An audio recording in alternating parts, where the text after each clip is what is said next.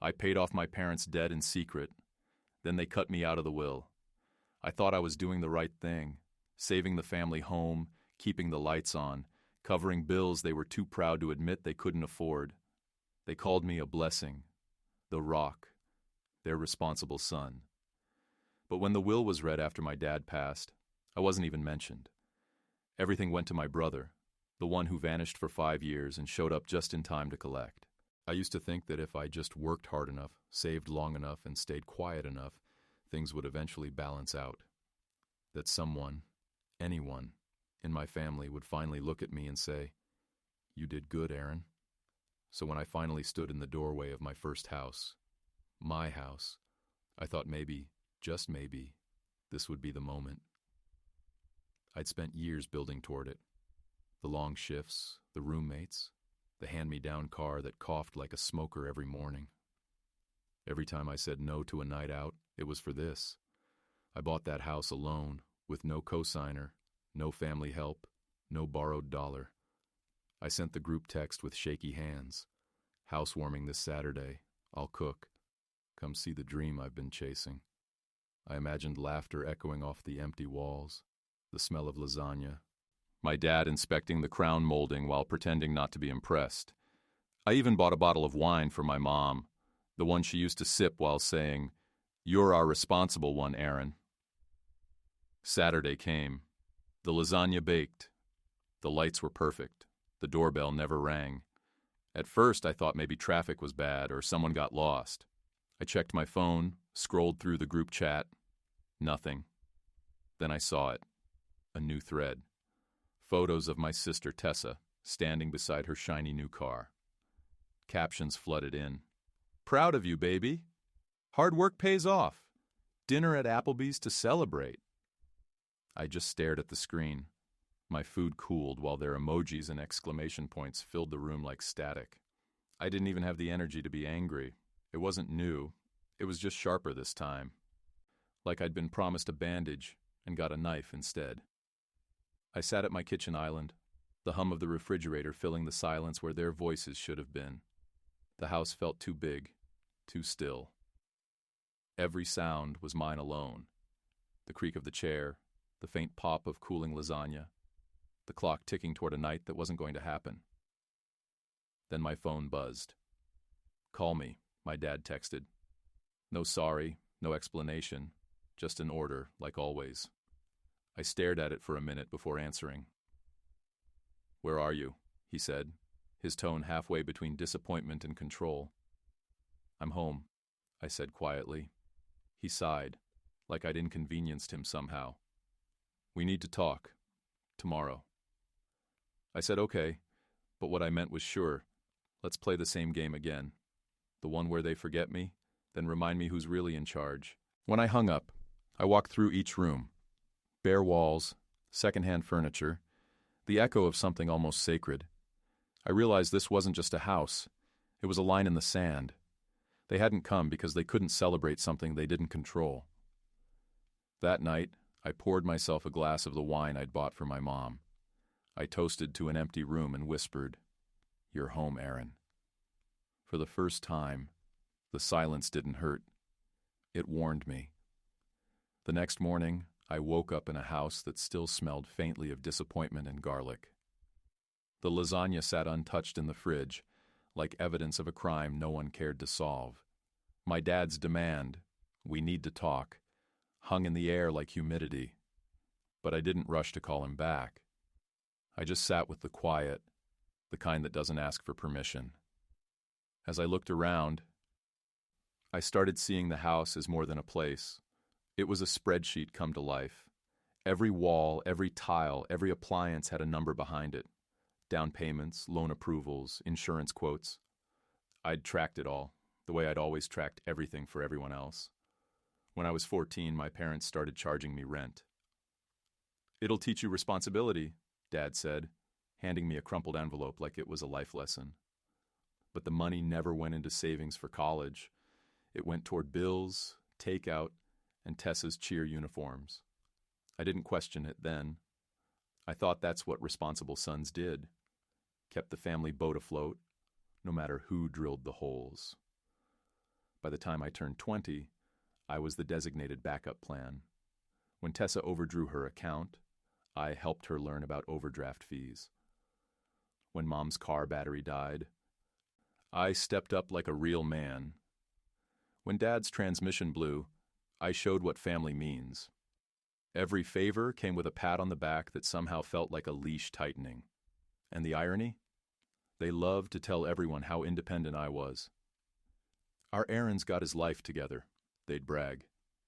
But independence wasn't what they admired. It was what they exploited. They'd built a whole system on the illusion that I was fine. As I sat at my new desk sorting through mortgage documents, I found a file labeled Family Loans. My own handwriting. Years of transactions. Every temporary $200, $500, $1,000, stacked up like unpaid emotional invoices. I didn't feel angry. I just felt awake. It wasn't generosity that had kept me giving. It was conditioning. If I stopped, I wasn't the good son anymore. I was selfish. But this house, it broke that pattern. There was no shared deed, no spare key to hand over, no hidden clause where my independence turned into a favor for someone else. It was mine. Completely. The phone buzzed again. Dad. I didn't answer. Then Mom. Then a group message from Tessa. Hey, when can I move some stuff into your garage? I'm getting a new couch and have no room at all. There it was. Not even a question. Just assumption. I closed my laptop, leaned back, and let the quiet fill the room again. I wasn't bitter, not even close. I just finally saw the math clearly. Every time I gave, they took. Every time I paused, they panicked. This house wasn't just a dream achieved. It was a boundary drawn in concrete and drywall. And I realized, as I locked the door behind me that evening, that I didn't owe anyone access to it. Not anymore. For the first time in my life, I didn't feel like the dependable one. I felt like a man reclaiming the definition of enough. By Wednesday, I gave in and answered my dad's call. He said they were coming over Saturday to see the house, his tone carrying that same rehearsed authority. Not a question, an announcement. I told him fine, but inside, I knew what was coming. It wouldn't be a visit. It would be a negotiation. All week, I cleaned like I was preparing for inspection, not celebration. I caught myself scrubbing baseboards and aligning picture frames, some leftover reflex to impress people who never noticed effort unless it benefited them. By Friday night, I stopped. I looked around and said out loud, "They're not guests, they're opportunists." Saturday morning, they arrived in formation. Dad in his truck, Mom with a casserole, Tessa trailing behind, phone in hand. I opened the door and smiled anyway. Old habits. "Nice place," Dad said, already scanning the entryway like he was appraising it. "Could use a rug." Mom kissed my cheek, cooing about how proud she was, but her eyes darted toward the kitchen, checking for clutter. Tessa didn't even pretend. She went straight to the living room, spun in a slow circle, and said, "Ooh, good light for selfies." We sat around the table, my table, while Mom unpacked the casserole and Dad launched into what I knew wasn't small talk. "So listen," he began, leaning back. "We've been thinking. It might make sense for Tessa to use your address, just for her registration, since her area's a mess for insurance." I almost laughed. "You mean commit insurance fraud?" Dad frowned. "Don't be dramatic. It's family." Before I could answer, Tessa chimed in. "It's literally no big deal, Aaron. You're always so uptight." That word, uptight, it's the family's code for not manipulable. But then Dad dropped the real bomb. "Also, I've been talking to a buddy about estate planning. Might make sense to add me to your deed, just for protection, in case something happens." I blinked. "Protection from what?" "Me?" He chuckled, but there was no humor. "Aaron, don't start. It's paperwork. Families do this all the time. You wouldn't even notice the difference." I looked at them. The casserole cooling, Tessa texting, Mom avoiding eye contact, and felt that familiar tightening in my chest. Years of saying yes when I wanted to scream no. But this time I didn't hesitate. "No," I said quietly. Dad's jaw tightened. "Excuse me?" I said no. No address change. No deed, no shared anything. This house isn't a group project. The room went still. Mom whispered, "Aaron, you're overreacting." I stood. "You skipped my housewarming for a car, and now you're here asking for pieces of my home. You don't get to call that family." They stared at me like I'd spoken another language. Tessa muttered, "Wow, you've changed." I smiled. "That's the point." They left without finishing the casserole. The sound of the door closing behind them was the first peace I'd felt in years. That night, I ate the cold lasagna from the week before. It tasted better than their approval ever did. By Sunday morning, the silence after their visit had a different weight to it, not the kind that comes from loneliness, but the kind that follows an explosion. I knew better than to check my phone, but I did anyway. The group chat was lit up like a fire alarm. Dad, "You embarrassed us yesterday." Mom, "You're letting pride ruin family ties." Tessa, "You really think that house makes you better than us?" And then the flood began. Paragraphs of emotional guilt wrapped in fake concern. Words like ungrateful, selfish, cold. It was almost impressive how fast they turned a boundary into betrayal. I didn't respond. Instead, I scrolled back through the chat history. Years of requests, reminders, and apologies that always ran one way. "Can you cover this bill? Can you pick up Dad? Can you sign this paper?" I'd built my role so well, they couldn't tell the difference between me and their safety net. When I stayed silent, they escalated. By Tuesday, Dad left me a voicemail saying, "If you won't add me to the deed, I'll make sure the family's protected another way." That vague, threatening tone he always used to keep me in line. The one that used to work. Then, Wednesday morning, a letter arrived from the county clerk's office, an alert about a pending deed inquiry. My stomach dropped. Someone had tried to submit a form requesting a co-owner review. It didn't take a detective to guess who. I spent that afternoon on the phone, verifying, locking, confirming. I added monitoring to my credit, froze access to the property records, and changed every password I'd lazily reused over the years. It felt paranoid, but the truth was, I'd been too trusting for too long. That night, I sent one text to the family group chat. "Do not touch my property again." No response. Just the notification that Tessa left the group. Mom called the next morning, crying. "Why are you doing this to us?" "To us?" I asked quietly. "Or to you?" She hesitated, sniffled. "You've always been the steady one. We just thought—" "I know what you thought," I interrupted. "You thought I'd never stop fixing things."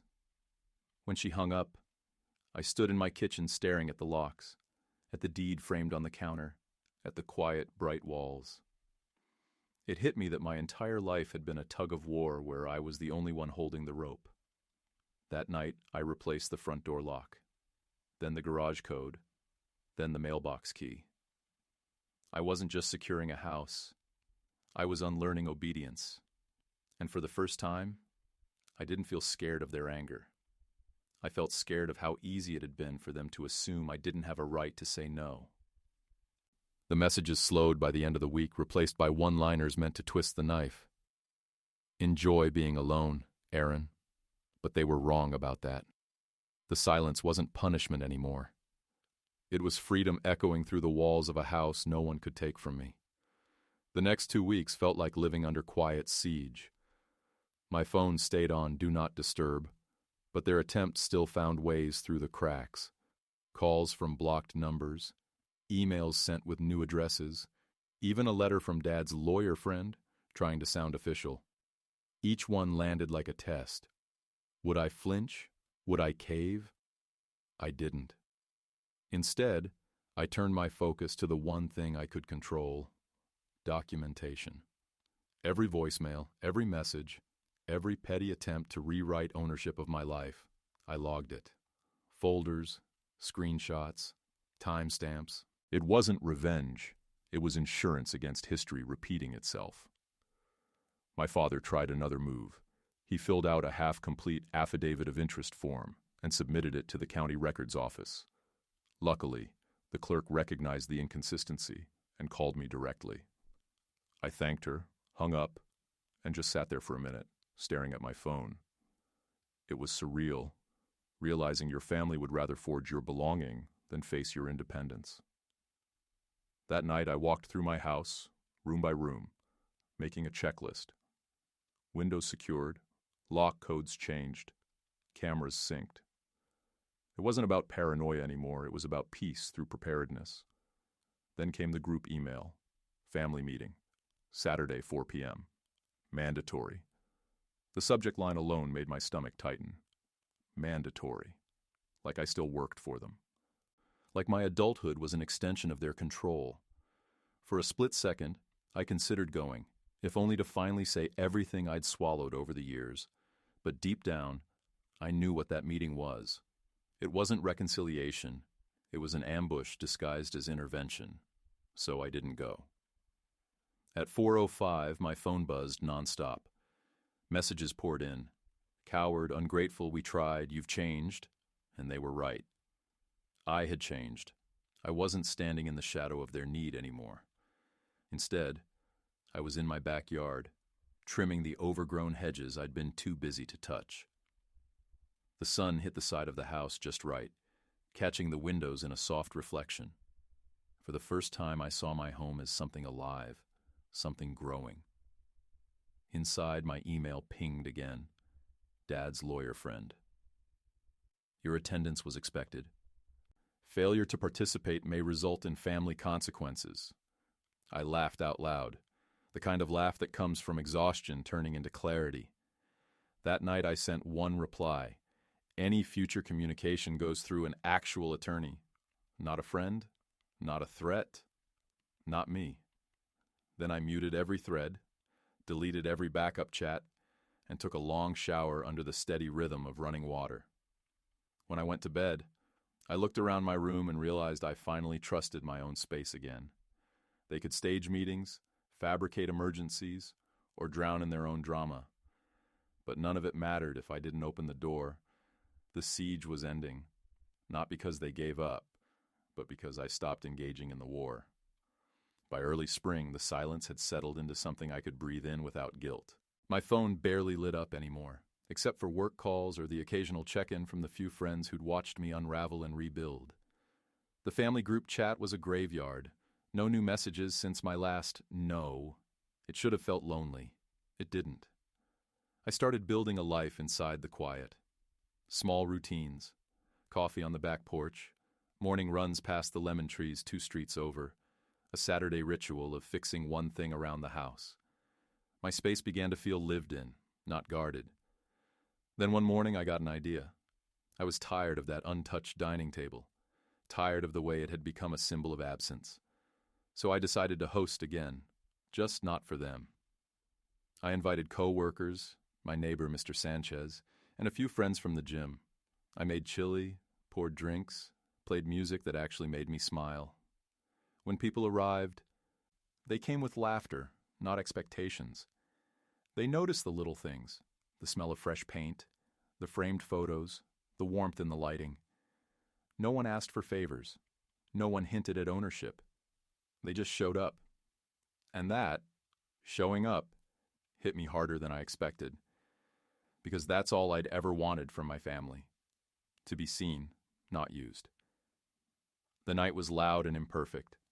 Someone spilled wine, the sink clogged briefly, and a neighbor's dog barked through half the meal.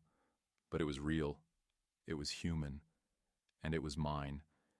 In the middle of the laughter, my phone buzzed. The screen lit up with a familiar name, Dad. I stared at it, my thumb hovering. Everyone else kept talking, unaware of the small earthquake happening in my chest. I could answer. I could hear the apology that probably wasn't one, the speech about family being family, or I could let it ring. So I did. I let it ring until it stopped. When I turned the phone face down, I felt something shift. Not relief, not anger, just peace. Later that night, when everyone left, I stood by the door, looking at the scuffed shoes on the mat, the leftover glasses, the crumbs on the counter. Evidence of presence. I walked outside and looked up at the stars. The air was cool, the neighborhood still. Somewhere behind me, my house glowed faintly from the kitchen window. For the first time, it didn't feel like a fortress. It felt like home. That evening wasn't a rebellion. It was a reclamation, a quiet declaration that family isn't who claims you. It's who respects your space when you say, no. As I locked the door and turned off the lights, I whispered the same words I had that first lonely night. You're home, Aaron. But this time the silence that answered wasn't empty. It was full. By summer, everything about my life had slowed into a rhythm I could finally call my own. The house had settled, cracks sealed, paint cured, rooms no longer echoing. I woke early, brewed my coffee, and walked barefoot through the yard, tracing the outline of a lemon sapling I'd planted near the fence. It wasn't much yet, just a few bright leaves, but it was steady, rooted. That's what I wanted to be. Then, one Sunday morning, a small padded envelope appeared in my mailbox. No return address, but I didn't need one. The handwriting, sharp, looping, familiar, was my mother's. Inside was a key, shiny and unused, taped to a note written in her careful script. For when you're ready to come home, love, Mom. Under it, a tiny glass jar labeled blessing oil. It would have stung once. That old guilt reflex, her way of making control look like love. But this time, I didn't crumble. I just stared at the key, the implication behind it, that I wasn't really home until I returned to their version of belonging. I drove to her house that afternoon. She looked surprised to see me. The same front porch where I'd once mowed lawns and carried in groceries felt smaller now. "Hi, Mom." She smiled tightly. "You got my gift?" "I did," I said. "It was thoughtful, but I think you should keep it." Her face fell. "Aaron, it's just a gesture." "I know," I said gently, placing the key in her palm. "But I already have one, for my house, and my life." She looked like she wanted to cry or yell or both. "We just want to bless your home, baby, keep you covered." I nodded. "Then say a prayer for me, but don't touch my deed." That stopped her. The truth of it hung there, thick and final. I didn't say it with anger, just clarity. On the drive home, I realized something I hadn't before. Closure isn't about cutting people out. It's about defining the edges of where you end and they begin. When I got back, the lemon sapling caught the last of the evening light. I crouched down, brushing the dirt at its base, and smiled. It would take years before it bore fruit, maybe longer, but it would grow exactly where I planted it, not where someone else thought it should stand. That night, I wrote out a list of house rules, not the kind taped to a fridge, but the kind you live by. No one enters by guilt. Peace is not negotiable. Independence is not isolation. Family is chosen by behavior, not blood. I taped the list inside a drawer where only I'd ever see it. A quiet contract with myself. When I turned off the lights and walked toward my room, I glanced once more at the framed deed on the wall. My name. Just mine. The house was more than shelter now. It was proof that boundaries can be built, and love doesn't have to mean surrender. Outside, the lemon tree rustled in the wind, a promise whispering back.